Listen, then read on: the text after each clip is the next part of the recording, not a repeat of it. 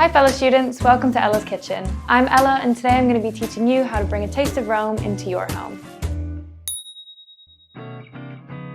It's no secret Rome has amazing food, like cacio e pepe, fried artichokes, and much more. But today I'm making a classic carbonara. Carbonara is one of the most well-known dishes from Rome, and to travel there for an authentic experience is something I highly suggest. But considering we're in a pandemic, making it for yourself with high-quality ingredients is the next best thing.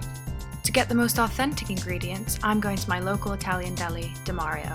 The ingredients you're going to need are super simple, and most students should have at least half of them already in their cupboard. You're going to need 2 eggs, 100 grams of spaghetti, 50 grams of guanciale, and 50 grams of pecorino romano or parmesan. Today, the ingredients came out to a total of $11.45, which may seem like a lot, but remember, I'll be using these ingredients for at least 3 or 4 meals. First, we need to slice the guanciale and cut it into 1 centimeter pieces. It's important to do all of your prep before you start cooking. This dish is meant to be eaten as soon as it hits the table, and timing is really important. Next, we need to grate your cheese and put it into a small bowl. Don't be afraid to add more cheese if you like it extra cheesy.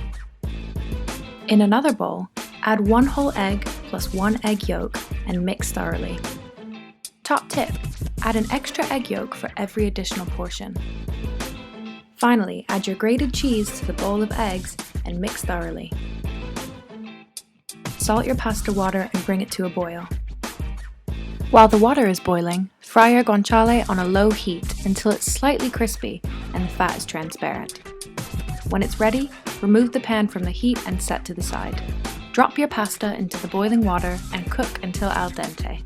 Top tip, the pasta's package usually tells you how long to cook. For al dente, I usually subtract 2 minutes or so. With 1 minute to go for the pasta, place the guanciale back on a low heat. When the timer for the pasta goes off, use a pasta spoon or tongs to transfer the spaghetti to the frying pan. It's okay to get some of the pasta water in because it will help loosen up the egg mixture. Finally, turn the heat off and add your egg and cheese mixture to the pan. Make sure that all the ingredients are mixed together well, but be careful not to scramble the eggs. Now plate it up and enjoy! And there you have it, the perfect authentic carbonara. If you want to find out more about traveling to Rome, check out the Roman tourism website here. And if you want to find out more about Mario's, check out their Facebook page.